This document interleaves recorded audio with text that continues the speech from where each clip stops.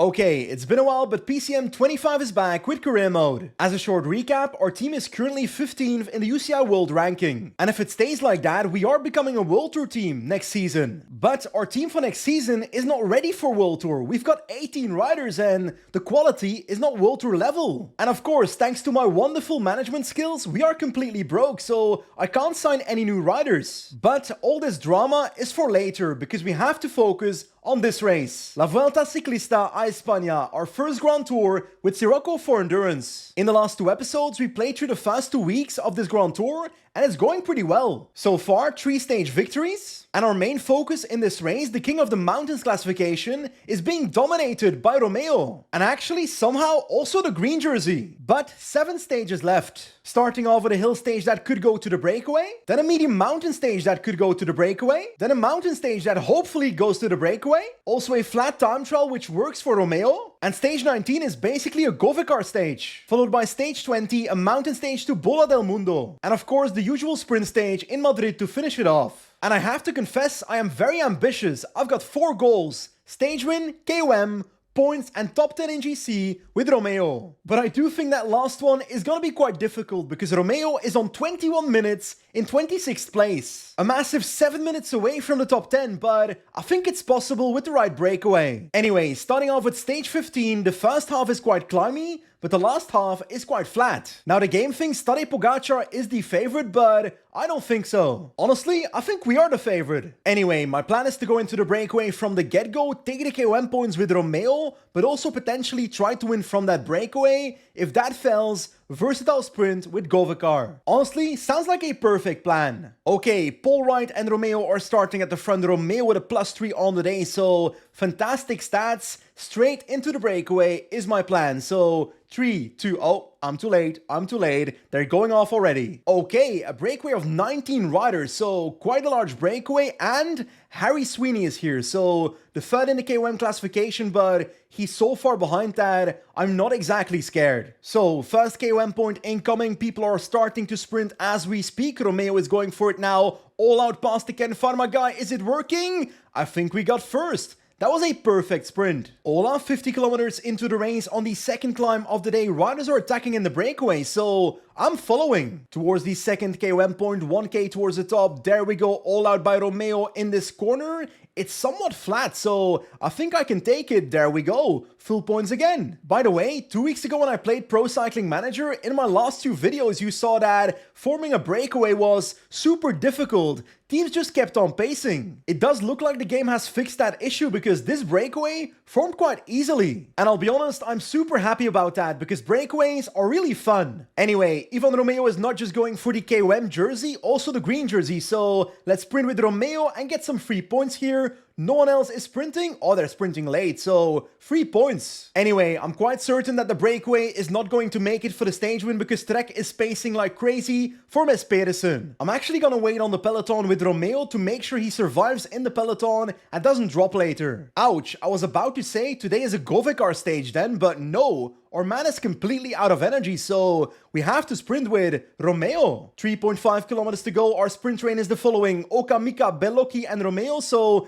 not exactly what you'd expect. Next up is Bellocchi. Let's launch. Right, now with 2 kilometers to go, we've got Mr. Romo with a gap, but I'm launching towards him. 1k to go. There goes Romeo. Why is no one following? Romeo's gonna win the stage. I don't understand why, but I'm taking it. Pedersen finishes 4th and Ivan Romeo takes our 4th stage win. Honestly, I'm not too sure what happened there. With about 5 kilometers to go, Mes Pedersen is completely isolated. His entire lead out was spent catching the breakaway. He does make his way to the front, but then Movistar launches on the left. He gets to our wheel, but then I launch in 3, 2, 1. There I go. And now the track lead out arrives way too late. Then Pedersen launches, but the gap's already there, so that's how I won. Ola, we don't just take the stage, we also take 14 seconds on Tadej Pogačar.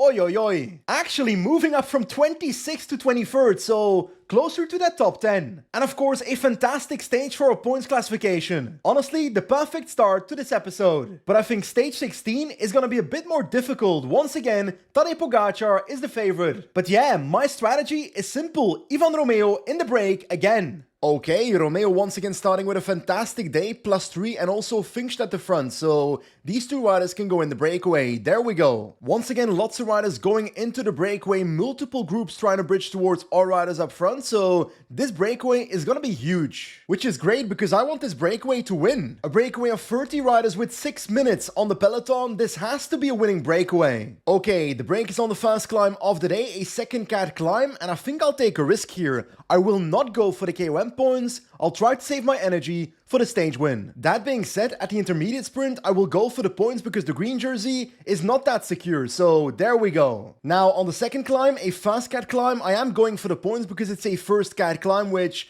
is more valuable, 10 points. So let's sprint right now at 99. Fraile needs to keep going so he doesn't get dropped, and Romeo gets the points. Perfection. Romeo is now on 122 points with a massive gap on Pogačar. Honestly, I think this jersey is pretty much secure. By the way, with 45 kilometers left, the gap to the peloton is 7 minutes, so I think the break has it. Now, on the second last climb of the day, some attacks are happening in this breakaway for KOM points, but I'm not going to try. I'll just try and get over the top in the group and focus on the last climb.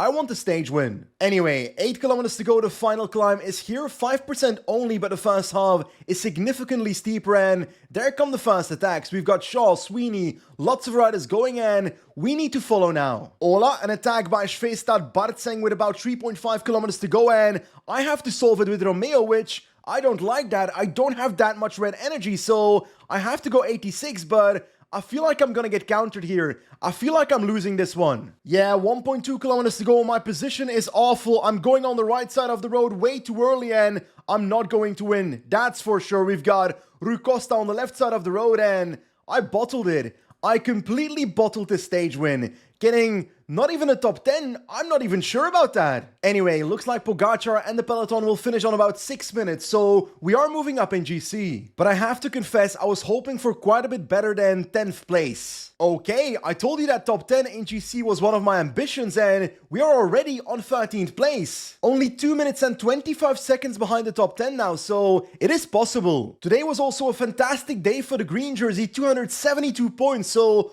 almost 100 advantage on Pogačar. And exactly the same for KOM. Romeo is cooking. But La Vuelta is not over yet. But I actually don't know what to expect from stage 17. On paper, I'd say UAE controls and Pogačar wins, but I'm hoping for the breakaway because I'll be in it. Once again with our big man, Ivan Romeo. Okay, step 1, Ivan Romeo into the breakaway with a teammate. Pole right, 3, 2, 1, let's go. So I only managed to get one rider into the breakaway, Romeo together with Vergalito, Sweeney, Quintana and Vlasov, so pretty strong riders, but a 1 minute gap on the peloton and only 5 riders in the breakaway, so I don't believe this break will win. Honestly, I don't want to waste all my energy trying to make this breakaway work so Romeo can go back to the peloton and try and hunt for that top 10 in GC from the peloton. Okay, the final climb has begun and the break is about to be caught. It's the Alto de El Moredero, 18 kilometers 6%, so not exactly an easy climb, but it's kind of like a staircase, so we have to make sure we are in the group on the flat sections to benefit from the draft. Pogačar's team is actually pacing quite hard to the point that my energy is not looking too bright with 10 kilometers to go, but just as I say that, the tempo in the peloton, I was about to say goes down, but then Marc Soler starts pacing. Romeo is dropped by the front group, but I'm doing my own tempo because otherwise we're simply going to explode. It's still 7 kilometers to go and my yellow bar is almost empty. In the last 2 kilometers passing rider by rider, but I don't think it'll be enough to finish top 10 here and I'm basically out of energy, so this is not great. I missed it completely, but Tadej Pogačar won the race and we finish about 17th in the stage, so not what we hoped for. Tadej Pogačar is definitely winning this Vuelta, 5 minutes on Vingegaard in GC. And actually, Ivan Romeo is now 11th in GC. Somehow it's working. 28 seconds of the top 10, so it's possible. And stage 18 is a time trial, 25 kilometers, completely flat, and Ivan Romeo is pretty good at that. 77 time trial stat, but with a fitness peak, so probably great form. Sure, Tadej Pogačar is the favorite, but I want to win this time trial. Okay, here we go. 80 time trial on the day for Ivan Romeo, so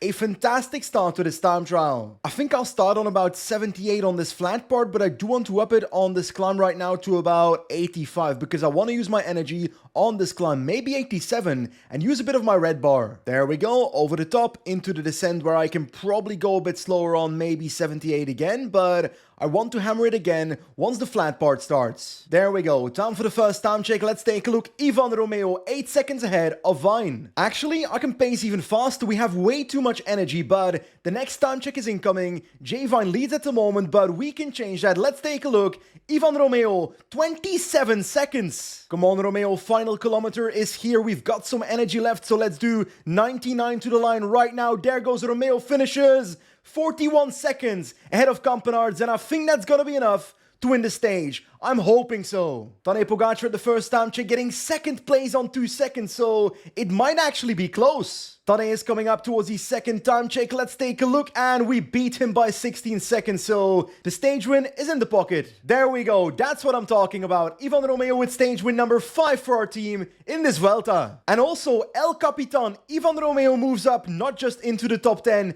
8th place in GC, so that is fantastic. Honestly, it's actually crazy how good Ivan Romeo has become at time trials. Like, we are a bit lucky that every single time trial Romeo does not have the top level time trial list like Remco Evenepoel, but I'm still super happy that we won nearly every single one we've done this season. Ivan Romeo simply is an S-tier time trial list. But I am super happy about our 8th place in GC on 16 minutes and 54 seconds, but that's just a detail. Next up looks to be a versatile sprint, so I'm feeling Mateusz Govecar. By the way, I swear Tadej Pogačar has been the favorite for 90% of these Vuelta stages. But I can assure you, today he won't win. Anyway, 20 kilometers to go, a breakaway of 11 riders, and in the peloton, I'm actually pacing it down with Dylan Finkst right now because I want this breakaway to get caught because I want to try and win with Govecar. In the last 10 kilometers of the stage, slightly downhill now for the next 7 kilometers and then 2 kilometers uphill, but the break is only 30 seconds ahead, so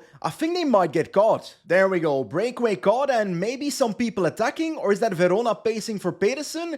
I reckon those are attacks. Last 3 kilometers, Romeo is ready for the lead out for Govecar on 99. There we go. We've got Hindley going on the left side of the road. 2K to go. Let's wait. Right now, that's too early. That's too early. It's uphill. I went way too early. I went too early. Govecar on the left side of the road, but I think Pedersen will come around. No, he won't. Mateusz Govecar is going to win the stage. Mateusz Govecar is going to win this stage. There we go. And he celebrates across the line. Actually, he doesn't. That's a bit disappointing. 3 stage wins in the first week of this race, 0 in the second week, and 3 in the last week. But it probably could have been 4 if I played stage 16 a bit better, but I'm still quite happy. Mateusz Govecar takes a W. But now it's time to focus on GC again. Ivan Romeo in 8th place, so quite a bit behind top 5, roughly 7 minutes, but what if I go in the break again? Like, stage 20 is one of the queen stages in this race, so Pogačar might want to win it, but on the other hand, breakaways have been so strong this week, so I reckon it might be possible. And of course, if I'm in the breakaway, I might find a magical way to get into the top 5 of GC. By the way, not a surprise, but Tadej Pogačar once again the favorite. Okay, step 1 of our plan is going into the break with Bellocchi with a +2 and Romeo with a +2, so 76 mountain stat. That is very nice. Wait a second, the Ineos Grenadiers are chasing my attack down. Really? Ineos does not want me to be in the breakaway? I'll try one more time on the left side of the road. Bellocchi can stop. There goes Romeo. What is Ineos going to do in response?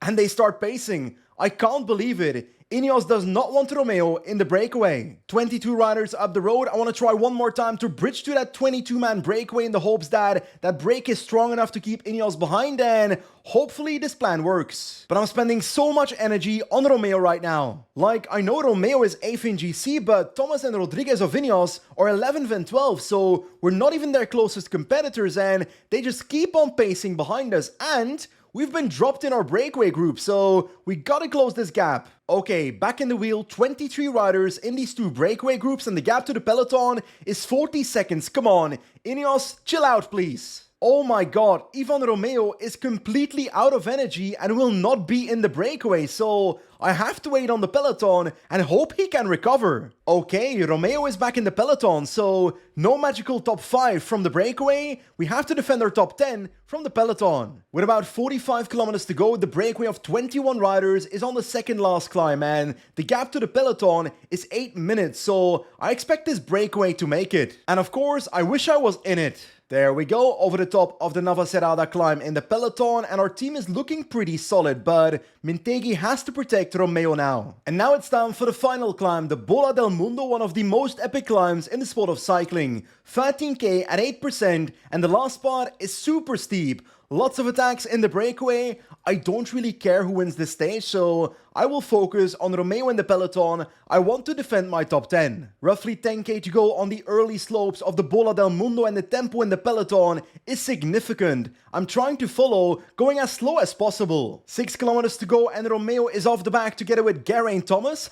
That's ironic after they paced me down at the start of the stage, but I'm slowly but surely doing my own tempo, hoping we pass rider by the top. In the last 3k of this climb, and this is super steep, and my energy is not looking too bright, so we are passing riders, but it's not looking great for my top 10. Thomas is flying. Meanwhile, Tadej Pogačar is unsurprisingly doing the best of the GC riders. With 1 kilometer to go, Ivan Romeo is completely empty. I've caught up with...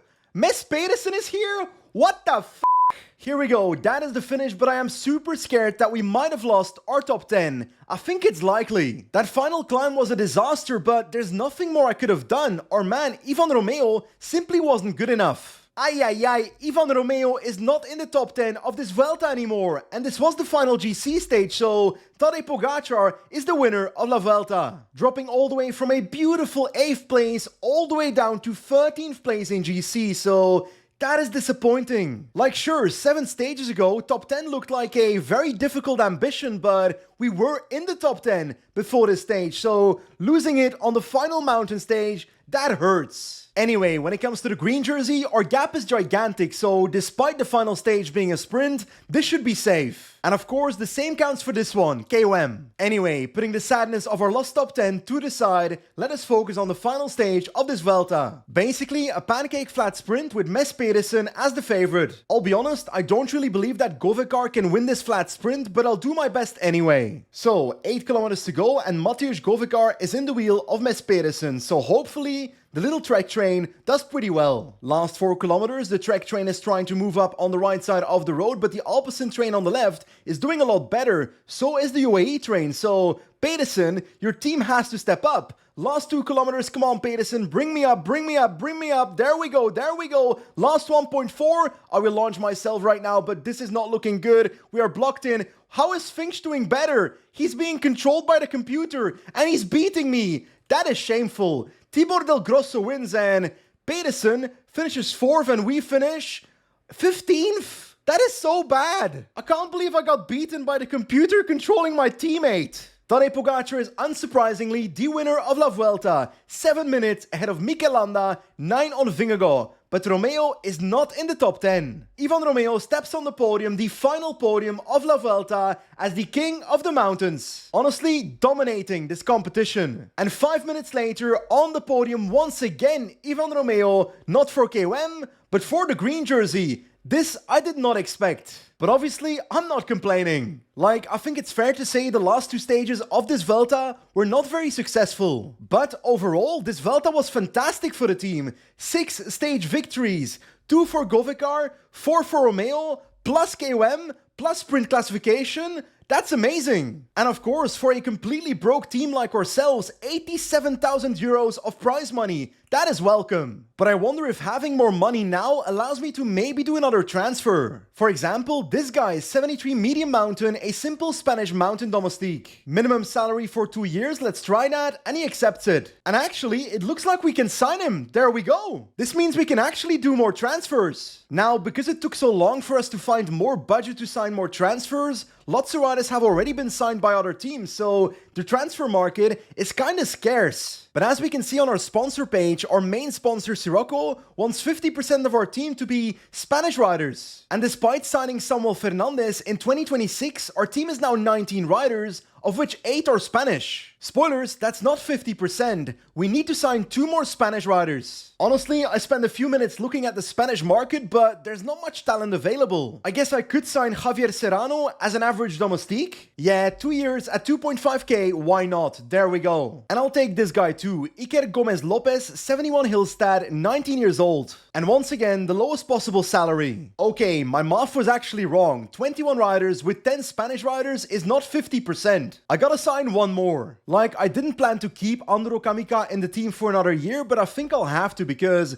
we need Spanish riders. 2.5k for a 1-year contract because our man is pretty old. There we go. That brings our team for next season to 22 riders, of which 11 are Spanish. I'll be honest, I still don't think our team is strong enough to actually be a World Tour team, but at least we have more riders now. But hey, as we can see on the right bottom, the squad demand of Sirocco, 50% Spanish riders, has been accomplished. So that is a win in my book. Anyway, with La Vuelta behind us, our next episode will be the last episode of this season, and it will be farming smaller races like the Tour of Huangshan, the Tour de Langkawi, and the Tour of Taihu Lake, so that should be fun. Anyway, all of that is for next time. As always, thanks for watching, and I'll see you soon. Goodbye.